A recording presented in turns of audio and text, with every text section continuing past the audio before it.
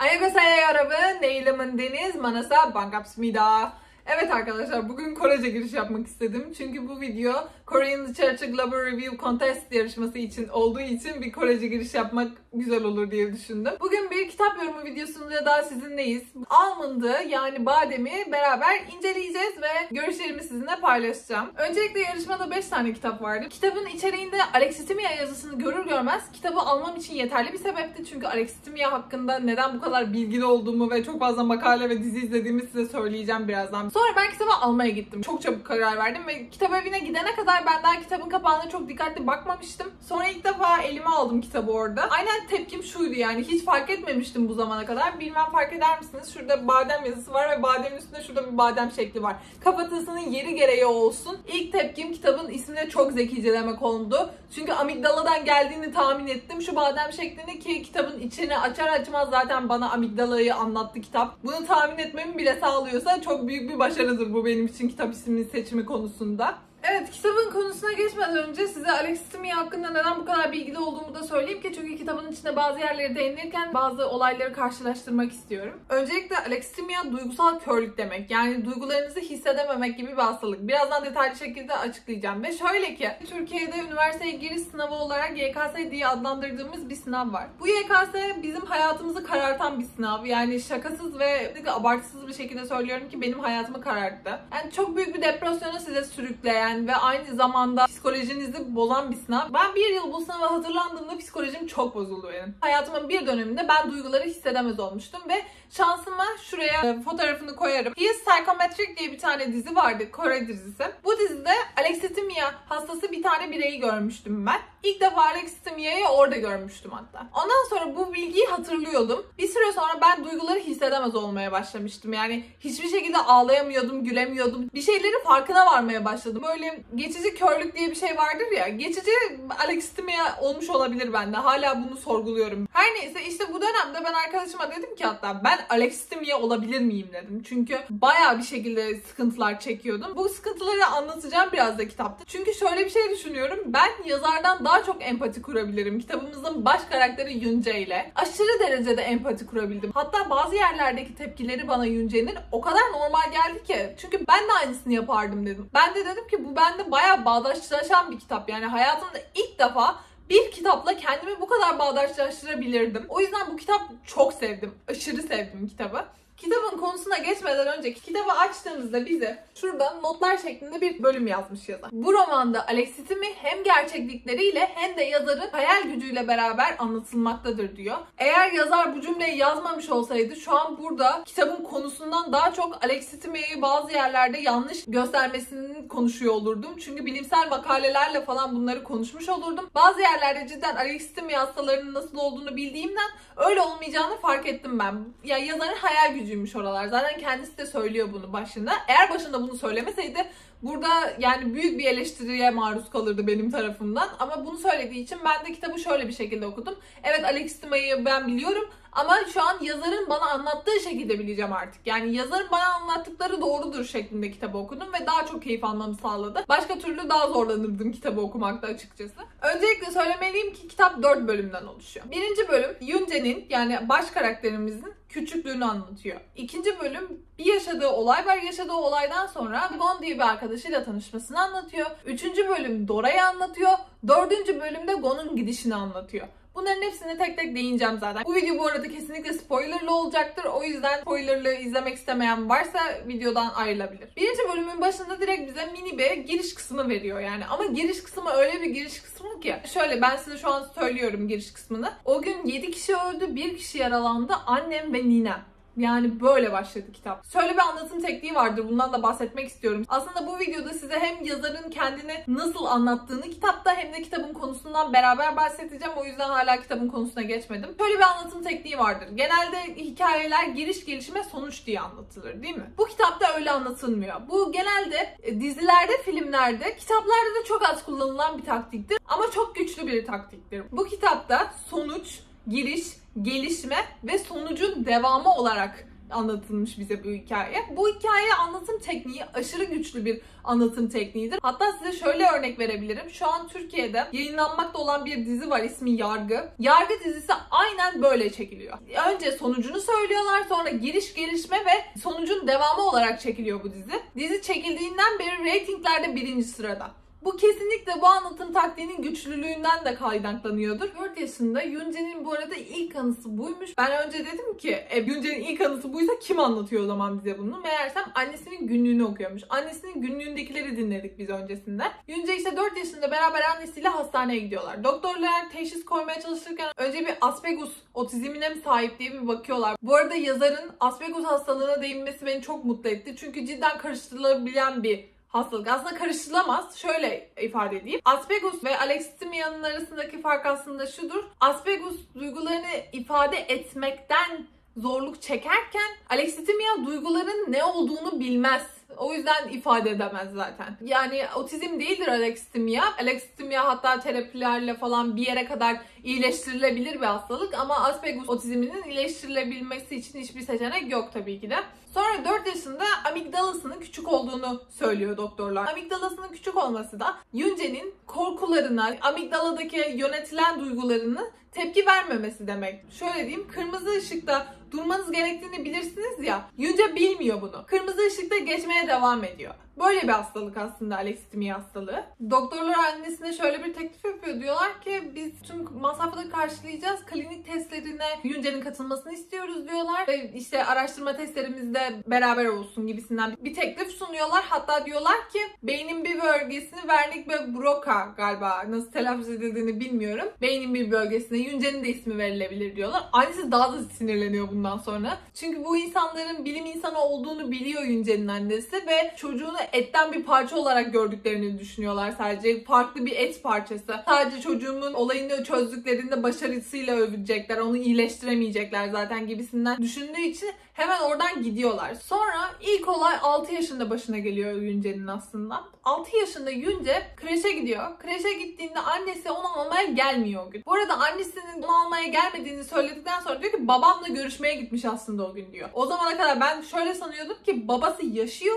Babasının yanına gittim. Meğerse babası annesi hamileyken ölmüş. Öyle bir anlatmış ki yazar ben yaşıyor sandım babası. Ve bu zamana kadar hatta dedim ki nerede babası? Neden babası hakkında konuşmuyorlar dedim. Uzun bir süre çünkü kitapta babası hakkında konuşulmadı. Neyse. Yoonjae de herkesin gittiğini görünce diyor ki ben de gideyim o zaman diyor. Bulurum evin yolunu. Hatta İleriye diye bir şarkı varmış. O İleriye şarkısında da dünyanın düz olduğunu söylüyor şarkı işte. Ne kadar yürürsem yürüyeyim en sonunda eve ulaşırım mantığıyla Yoonjae eve gitmeye doğru çıkıyor. Tabii kayboluyor 6 yaşında olduğu için. Kaybolduktan sonra bir tane mahalleye giriyor. Mahallede de bir tane çocuğu öylesiye dövüyor diğer çocuklar. Yoonjae bunu görüyor ve sonra bakkala gidiyor. Bakkalda gördüğü adama da diyor ki bir tane çocuğu dövüyorlar diyor. Ama böyle çok sakin bir şekilde diyor ki bir tane çocuğu dövüyorlar zor nefes alıyor gibisinden bir şey söylüyor. Bakkal da o sırada eğlence şovları izliyor. Ve çocuğun yalan söylediğini düşünüyor. Diyor ki yalan söylüyorsun. Bu kadar sabit yüzde söyleyemezsin. Bu arada bakkala çok sinirlendim ben. 6 yaşındaki bir çocuk yani nasıl söylerse söylesin ifadesine mi bakacaksın? Diyor ki zar zor nefes alıyor. Yalan söylese bile bu hikayeyi bu kadar doğru anlatabileceğini 6 yaşındaki bir çocuğun düşünmüyorum ben. Bir de bu konu hakkında 6 yaşındaki bir çocuk neden yalan söylesin zaten? Bakkalın da suçu var burada. 6 yaşındaki bir çocuğun sana öyle bir şey söyleyince ne diyor bu çocuk diyesin tutmadı mı? Neyse işte. Bakkal buna inanmıyor ve müdahale etmiyor bu olaya. İşte eğlence şovunun bitmesini bekliyor. Polisler geliyor falan. Sonra çocuk ölüyor. Ve sonra anlaşılıyor ki bakkalın oğlu ölmüş. Bu sefer Yoonjae'ye kızmaya başlıyor. Diyor ki bana doğru dürüst anlatmadın bu olayı. O kadar yüz ifadesiz anlattın ki ben senin yüzünden müdahale edemedim falan gibisinden yakınıyor. Senin hatan. Kesinlikle senin hatan yani. 6 yaşındaki çocuğun böyle bir şey anlatınca ne diyor bu çocuk diyesin tutmadı mı? O kadar yaşına gelmişsin bunu bir fark et. Yani bakkala da burada çok sinirlendim bu yüzden. İkinci olay da şöyle gerçekleşiyor. Mickey Mouse tokalı bir tane kız var. Koşarken veya yürürken de hatırlamıyorum. Yere düşüyor. Bu olay bana o kadar tanıdık geldi ki benim yaşadığım bir olaya çok benziyor çünkü. Size birazdan anlatacağım dediğim olayı anlatacağım. İşte düştükten sonra Yoonjae sadece bakıyor kıza ve kalkmasını bekliyor. Kalksın çünkü yolumu kapatıyor. Kalksın ben de devam edebileyim yoluma gibisinden düşünüyor. Sonra oradaki insanlar Yoonjae'ye kızmaya başlıyor. Niye arkadaşına yardım etmiyorsun diye bağırıyorlar. Hatta Ardından ninesi geliyor, müdahale ediyor olaya falan. Bu olayla aşırı empati yapabildim bu arada. Size dedim mi başında Alexithymia hastası olduğumu düşünüyordum bazı zamanlarda diye. Şöyle bir olay yaşadım ben de. İşte bu sınav senemde otobüste gidiyordum. Ben oturuyordum. Bazı insanlar da tutunuyordu tutacaklardan. Bir tane kadın zar zor nefes aldı. En sonunda yere düştü, bayıldı. Ben o kadar tepkisizdim ki bu olaya. Hatırlıyorum çünkü olayda. Baktım ve böyle sadece baktım. Bir şey yapabileceğimi düşünmedim bile. Hatta bir tane kadın bana bağırdı orada. Dedi ki biri de su vermiyor diye bağırdı. Benim o sıra tek düşündüğüm ama okula ne zaman gideceğim? Çünkü otobüs şoförü hastaneye doğru sürdü. Böyle şeyler düşünüyordum. Şu an böyle bir insan değilim bu arada. Gayet yardımsever bir insanım ama o zamanki psikolojim buna el vermiyordu zaten. O zamanki psikolojim çok ayrı biriydi. Ben değildim o kişi. Öyle diyeyim size. O yüzden Yüce'yi o kadar iyi anladım ki burada. Ben de aynı şekilde yolumu kesiyor diye düşündüm orada. Bir şey müdahale etmek aklımın ucundan daha geçmedi. Bir su vermek benim aklımdan gelmediyse Yüce'nin de elinden tutup kaldırmak aklına gelmedi. Aynen aynı şeyi yaşadık burada.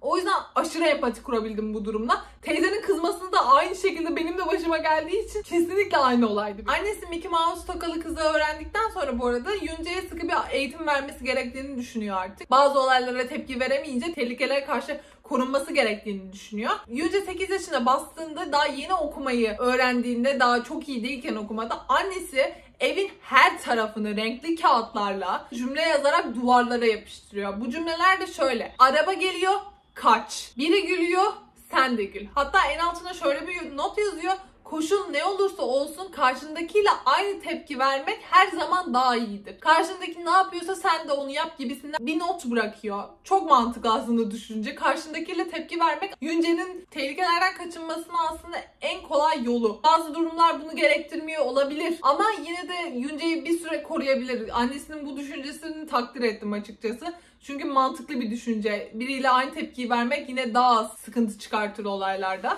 Sonra işte birkaç yıl geçiyor. Yunce'nin sınıf arkadaşları Yunce ile dalga geçmeye başlıyor. Çünkü garip garip sorular soruyorlar ona ve Yunce yalan söyleyemediği için böyle çok düz cevaplar veriyor ve gerçeği söylüyorlar. Ondan sonra onunla dalga geçmeye başlıyorlar. Annesi bu sefer daha da üst seviyeye çıkıyor ve bu sefer yapışkan kağıtlar fark ediyor ki işe yaramıyor. Şimdi de senaryolar yazmaya başlıyor. Olabilecek tüm senaryoları düşünüyor. Mesela biri geldi, yere düştü, ne yapacaksın? Biri geldi, sana şeker uzattı, ne yapacaksın gibisinden. Bu sefer de duyguları karşılaştırmalı yazmıyor. Ninesiyle beraber ayrı ayrı yazıyorlar. Beraber eşleştirme yapıyorlar. Bu duygu ne yapacaksın? Bu duygu ne yapacaksın? Bu duygu ne yapacaksın? Gibisinden eşleştirmeli yazıyor bu sefer yazıları. Evin her yerine asıyorlar bu yapışkanlı kağıtları ve Yunce artık diyor ki nazarlık gibi bir ev oluştu artık diyor. Ev aynen şöyle: ayakkabılıkta sevinç yazıyor, yapışkanlı kağıtta, buzdolabında arzu yazıyor.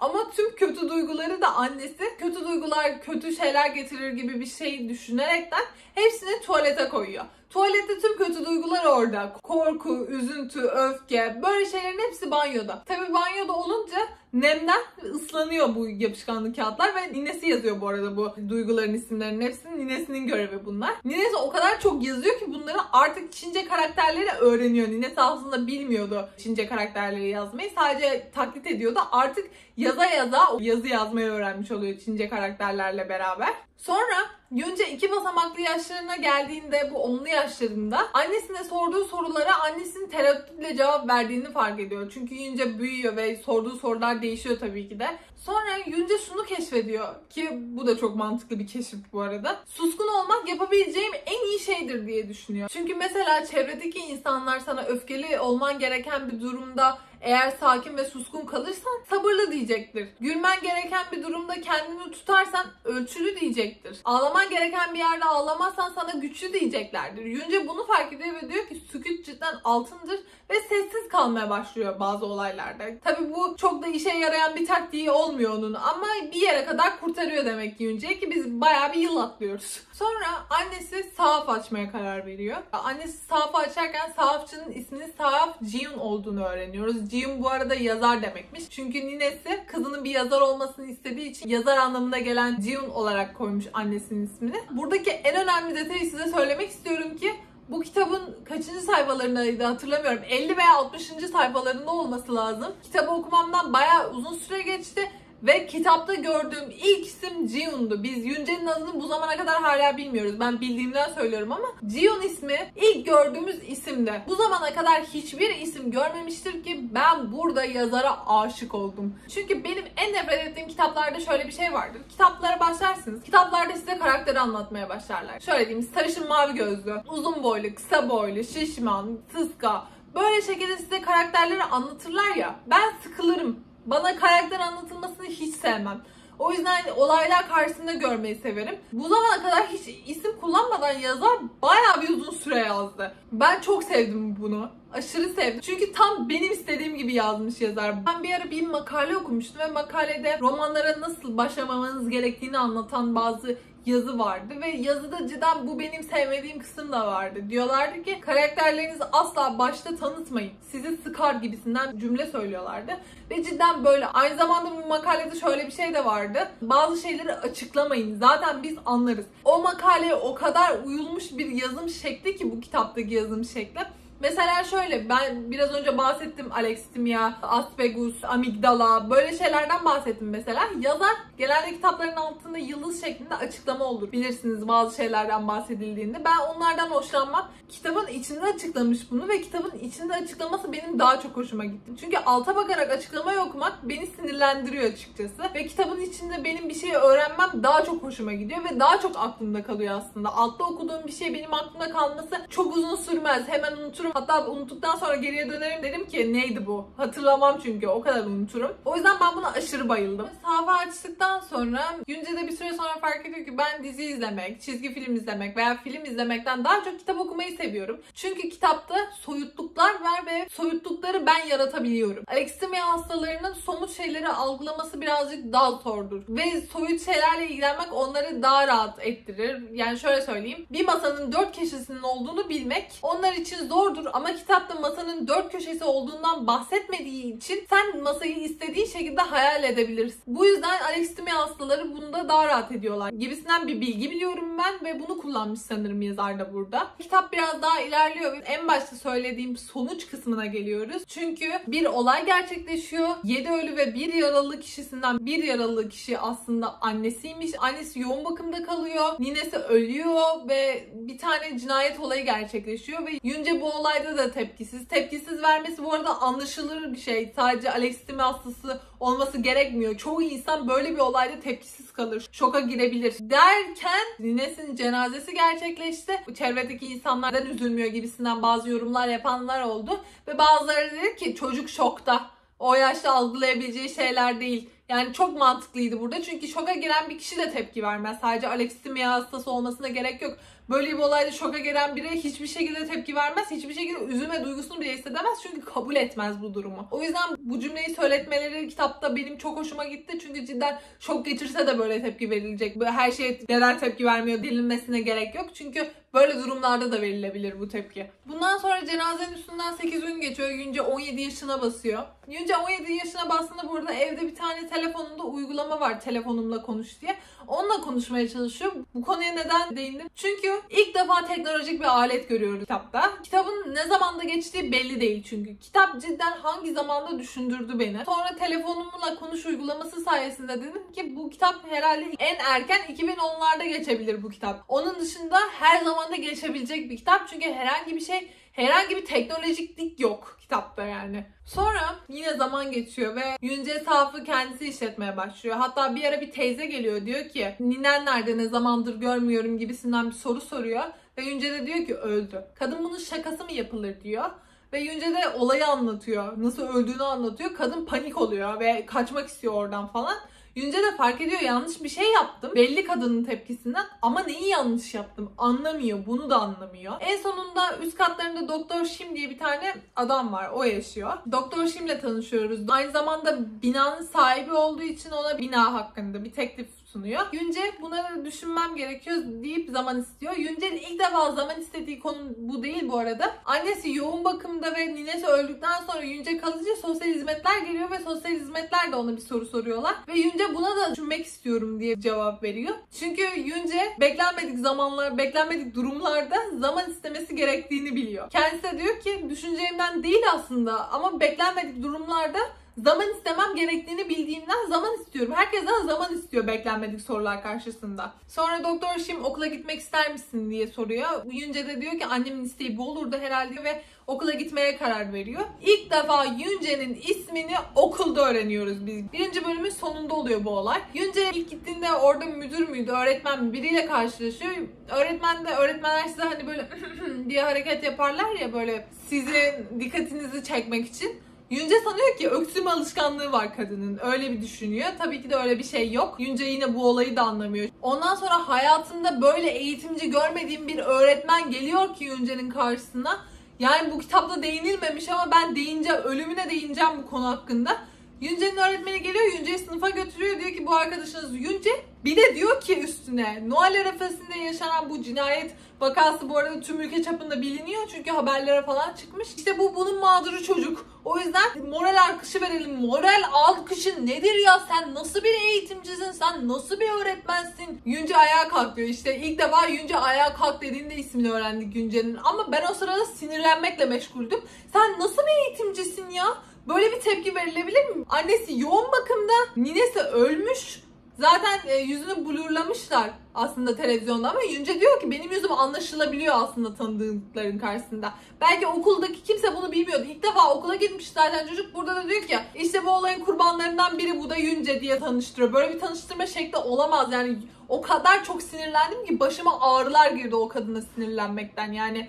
Sen bayağı çocuklara yem olarak Yunce'yi attın. Zaten bu olayın sonrasında da çocuklar Yunce'ye soruyorlar. Diyorlar ki bir tane zorba biri geliyor ve diyor ki ne hissettin Yunce olaylar karşısında? Ninenin gözünün önünde öldürülmesi sana ne hissettirdi gibisinden böyle sorular soruyor. Yunce hakkında o kadar çok fısıldaşmalar ve şeyler duyuyor ki Yunce artık sıkılıyor ve ilk defa bu çocuğun sorusuna cevap veriyor ve diyor ki hiçbir şey hissetmedim diyor. Sonra Yunce okulda ünlü.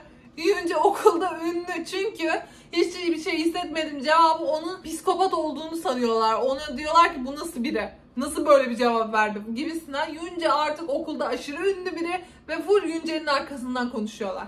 Sonra biz ikinci bölüme geçiyoruz. İkinci bölüme geçtiğimizde de Profesör Yoon Kwon diye biriyle karşılaşıyoruz. Bu arada girişlerinden bahsetmiştim yazarın. Yine aynı şekilde bir giriş geliyor çünkü biz Profesör Yoon Kwon'un kim olduğunu bilmiyoruz ve yine bilmediğimiz bir olayın sonucuyla bahsediyor. İşte o olayı anlatarak başlıyor bize aslında. Profesör Yoon Kwon'la bir olay yaşıyorlar. Profesör Yoon Kwon oğlu gibi davranmasını istiyor Yunce'den ve Yunce kabul ediyor bunu. Bölümün sonunda şöyle bir cümle geliyor, diyor ki o ucubeyle ikinci karşılaşmamdı diyor. Ucube kelimesini kullanması bana çok garip geldi. Bu arada size bahsetmeyi unuttum ama 6 yaşında bu Mickey Mouse olayında ninesi Yunce'ye benim güzel ucubem diye sesleniyor. Ve hatta Yunce de diyor ki oksimoron kavramını öğrendikten sonra ninem bana güzeli mi vurguluyor yoksa ucubeyi mi vurguluyor bilemiyorum. Ama ninem beni sevdiğini söylediğinden ben bunu iyiye yoruyorum diyor. Şöyle bir şey söylemek istiyorum bu arada bu konu hakkında da. Buna da değinmek istiyorum. 6 yaşındaki bir çocuk oksimoron kavramını nasıl biliyor? Ben onu okuduğumda şok içerisinde. Oksimoron kavramını 6 yaşındaki bir çocuk nasıl biliyor? Ya da dedim ki 6 yaşındaki hali anlatmıyor bu olayı. Ama ne zamanki halinin anlattığını da bilmiyorum. Çünkü o yaşadığı olayları anlattığı bir dönem. Hangi yaşında anlattığını bilmiyorum. Belki de oksimoron kavramını lisede öğrendi ve lisede öğrendikten sonra bu olayı anlatmaya başladı. O yüzden tam olarak bilmiyorum ne zamanda anlattığını Yunce'nin bu olayları. Neyse işte ucube diye adlandırıyor ve biz bölümün başına geçiyoruz. Gon diye bir tane çocuk var. Yunce'nin ilk arkadaşı. Gon'la biz tanışmalarını izliyoruz. Gon da bu arada Profesör Yoon Kwon'un asıl oğlu. Yunce onun yerine davrandıktan sonra işte böyle olaylar devam ediyor ve sonra Gon Yunce'nin lisesine nakil aldırılıyor. Nakil aldırıldığında da bir tane çocuk Gon'un geçmişini buluyor. Çünkü Gon böyle zorba görünen bir tip aslında. O yüzden bir tane çocuğun da kuzeni miydi, abisi miydi, biriydi. Gon'u tanıyor. Gon ıslah evinden yeni çıkmış ve Gon'un geçmişini öğreniyorlar. Gon geçmişini öğrendiklerini fark ettikten sonra madem geçmişimi öğrenmek istiyorsunuz öyle biri davranacağım gibisinden onları tehdit ediyor. Böyle şeyler yaşanıyor. En sonunda sinirleniyor oradaki insanlara. Gon şöyle biri aslında. Çevre onu nasıl görüyorsa öyle davranıyor. Ben çevreye göre yaşamak zorundaysam eğer öyle yaşayacağım diyor. Yani ben iyi olsam da çevre beni kötü görecek gibisinden bir düşünce yapısına sahip biri.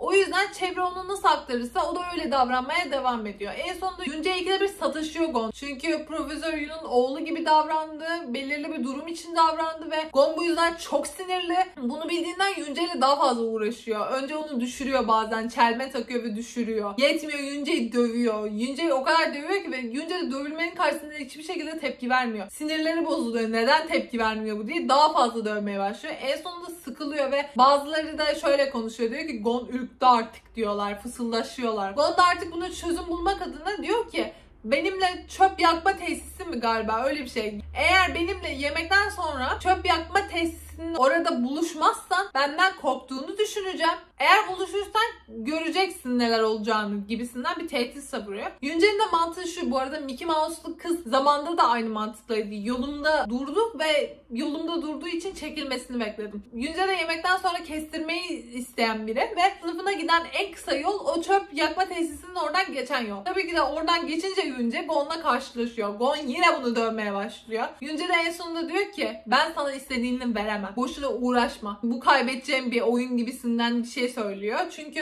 ben zaten tepki veremiyorum. Sen beni ne kadar döversen döv hiçbir şey değişmeyecek. Sonra öğretmenler sonunda müdahaleye geliyor. Bu nasıl bir okul? Ne kadar olay olduysa oldu. Yani öğretmenler nasıl tepki vermiyor? Ben şok içerisindeyim. Öğretmenlerin durdurması lazım bu olayları. Nasıl bir okula denk geldik? Ben anlamıyorum. Hatta biraz sonra daha kötü olaylar olacak. Ben size onları söyleyeceğim, okulda yaşanan olayları. Yani öldüresiye dövüyor bir çocuk. Öğretmenler anca müdahale ediyor. Öğretmenler neredesiniz? Sonra Profesör Yoon öğreniyor Gon'un böyle bir şey yaptığını. Öğrendikten sonra da özür diletmek adına pizzacıya gidiyorlar ve Profesör Yoon konuşmaya başlıyor işte Yoonjae ile Gon'la. Gon senden özür dileyecek gibisinden bir şeyler konuşuyor. Pizzayı söylemişler önlerine. Gon da aç, karnından sesler geliyor, gurultular geliyor ve pizzaya bakıyor. Pizza da soğumaya başlıyor ve yiyemiyor zaten Profesör Yoon babası konuştuğu için. Sonra Yoonjae diyor ki Profesör Yoon'a biz aramızda hallederiz, siz gidin diyor. Biz aramızda hallederiz. Bir dedim ki nasıl tepki verdi dedim. Böyle bir olaya nasıl tepki vermiş olabilir? Nasıl Yoon'la empati kurdu, yemeğini yesin diye şey yaptı falan. Düşünecektim tam nasıl böyle bir şey oldu diyecektim ki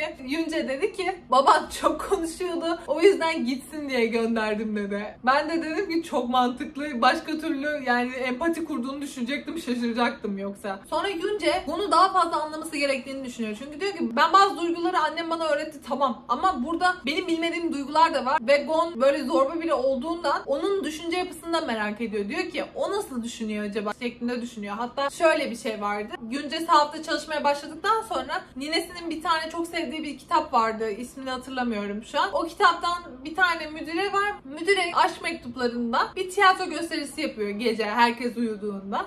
3 tane kız var. Biri acınacak halde olduğunu düşünüp üzülüyor kadına. Bir tanesi gülüyor komik olduğunu düşünerek. Bir tanesi de alay ediyor kadın hakkında. Ve sadece üzülen miydi galiba hatırlamıyorum işte. Bir tanesinin duygusu doğru görülüyor kitapta. Yoonjae de diyor ki ama 3 tane kişi farklı yorumladı bunu diyor. Demek ki annemin anlattığı gibi değil. Başka cevaplar da var. Her şeyin bir cevabı yok gibisinden düşünüyor. O yüzden Gon'u anlamak istemesinin sebebi de bu aslında. Gon gibiler nasıl düşünüyor? Soru soruyor içinde ve Gon daha fazla vakit geçirmeye başlıyorlar. Gon sahafa geliyor bir sürü şekilde. Sonra Gon'la arkadaşlıkları olmaya başlıyorlar. Yoonjae fark ediyor ki aslında Gon iyi biri.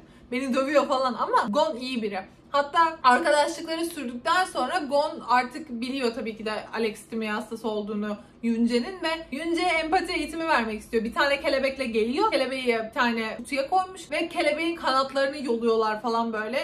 Yoonjae bir şey hissetsin diye bekliyor.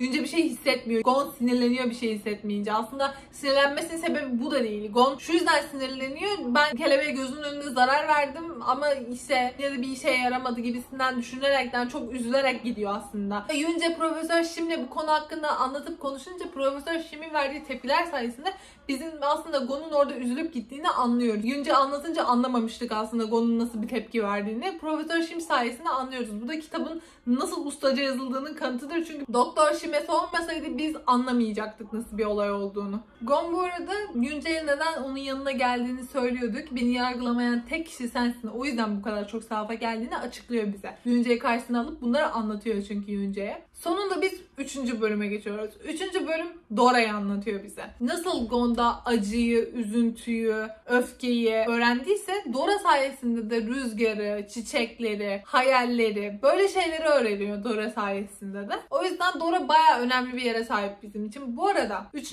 bölüm Dora'ya duyduğu aşkı içeriyor. Bir olay oluyor. Dora'nın saçları Yunce'nin yüzüne çarpıyor. Ve yüzüne çarptıktan sonra hayatı değişiyor Yunce'nin. Dora'yı görünce kalp atışı hızlanıyor. Başı dönmeye başlıyor. Dora bazen Saf'a geliyor. Saf'a geleceği saatleri tahmin edince tüm vücudu uyuşuyor. Yunce buna tepki veremiyor. Profesör Şim'e soruyor. Profesör Şim de mentor gibi bir şey aslında Yunce'nin. Ve Profesör Şim de diyor ki sen aşık olmaya başlıyorsun gibisinden bir şey söylüyor. Yunce diyor ki ben galiba Dora'dan hoşlanıyorum diyor. Bunu fark etmesi bu arada benim için imkansızdı ama bunu fark ediyor. Dora ile geçen bazı yerlerde aslında tepki verememesi lazım ama yazar başta bize uyardığı için Alexithymia hastalığını ben aynı zamanda kendi hayal gücümle de harmanladım dediği için ben bunların hepsini kabul ediyorum, yoksa etmeyebileceğim çok yer vardı bu 3. bölümde. En sonunda bir tane Jeju adasına gezi var. Geziye gidiyorlar bunlar ve Yunce geziye gitmiyor. 3 kişi gitmiyor geziye. Bir tanesi Yunce annesine bakması gerektiğinden diye bir şey söylüyor ve gitmiyor o geziye. Sonra gezide bir hırsızlık olayı oluyor. Hırsızlık olayı olunca da tüm para Gon'un çantasından çıkıyor. Ama Gon hırsızlık yapılan zamanda orada değil aslında. Başka bir yerde ve kanıtlıyor bunu, diyor ki ben başka bir yerdeydim diyor. Sonra diğerleri yine de inanmıyorlar. Diyorlar ki başkasına yaptırmıştır. Kendisi aklanmak için diye düşünüyorlar ve Gon'u suçluyorlar. Gon çok sinirleniyor. Çevrenin onun nasıl duyduğuna aşırı sinirleniyor ve diyor ki madem insanlar beni böyle görüyor ben de böyle davranacağım. Gon'un bir okula gelişi var. Okula geldiğinde hocalar öyle bir davranıyor ki, öyle hareketleri var ki Türkiye'de açık söyleyeyim Gon'u okulda barındırmazlar. Gon'a hiçbir şey yapmadılar ama eğitim, öğretim hayatı Gon'un bitmişti bizim ülkede eğer öyle şeyler yapsaydı. Burada ilk defa Kore kültürünün aslında bizimkisinden daha iyimser olduğunu gördüm. Çünkü Gon'un o hareketleri sadece nakil aldırmasını gerektirirken bizim ülkede eğitim hayatını bitirirler öyle hareketler yapsa öğretmenlerine karşı. Bu arada Yunce Gon'un bu hareketlerini görünce Dora'ya duyduğu hisler gibi içine taş bindiriyor. İçimde bir taş var sanki. Öyle bir üzüntü var içinde aslında ama tanımlayamıyor. Aynı Dora'ya duyduğu aşkı tanımladığı gibi içine taş oturmuş gibi hissediyor. Aynı his olarak tanımlıyor onu. Gon diyor ki böyle artık devam edemem hayatıma diyor. Ve benim güç kazanmam lazım. Ben gidiyorum diyor ve gidiyor Gon. Burada da 3. bölüm bitiyor. Biz 4. bölümde gittikten sonrasını göreceğiz. Bu arada 4. bölüm final ve bayağı az bir bölüm. O yüzden fazla bahsetmek istemiyorum sizin de okumanız ve daha iyi hissetmeniz adına. O yüzden şu an yazarı nasıl eleştireceğim konusuna geleceğim birazcık. Kitabın 4. bölümü, final bölümünde Yunce Gon'u bulmaya gidiyor. Ondan sonra olaylar gerçekleşiyor ve final veriliyor. Aslında yazar kitabın başına bize diyor ki trajik mi yoksa mutlu sonla mı biteceğini size söylemek istemiyorum. Çünkü söylersem sizin için merak uyandırmaz gibisinden bir cümle kurmuş kitabın başında. Ama ben kitabın sonunu nasıl bir olayla bittiğini söylemeyeceğim tabii ki ama kitap mutsuz sonla bitmiyor. Bunu söyleyebilirim. Kitap mutsuz sonla bitmemesi beni rahatsız etti açıkçası. Benim için bu kitap mutsuz sonla bitmesi gereken bir kitaptı. Benim bu kitaptaki tek eksi verebileceğim konu bu. Aslında bu da benim görüşüm. Yazarla tamamen alakasız bir şey ama bu kitap benim için mutsuz sonla bitmesi gereken bir kitaptı. Çünkü bazı olaylar da mutsuz son size daha çok hatırlatır mutlu sonlardan çok. Çünkü ona duyduğunuz üzüntüyü hatırlarsınız. Bayağı bir uzun süre hatırlarsınız neden böyle şeyler oldu diye. Öyle bir kitaptı bence. Mutsuz bitmeliydi bu kitap benim için. O yüzden aslında birazcık bitişi beni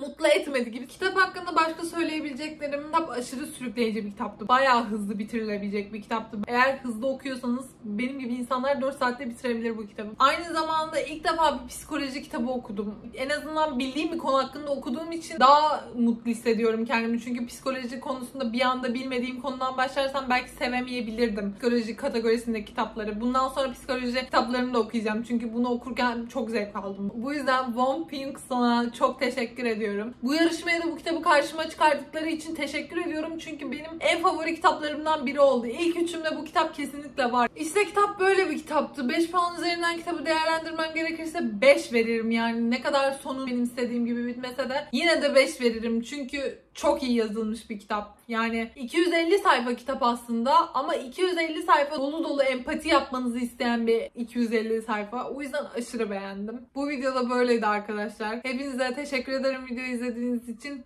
Görüşürüz.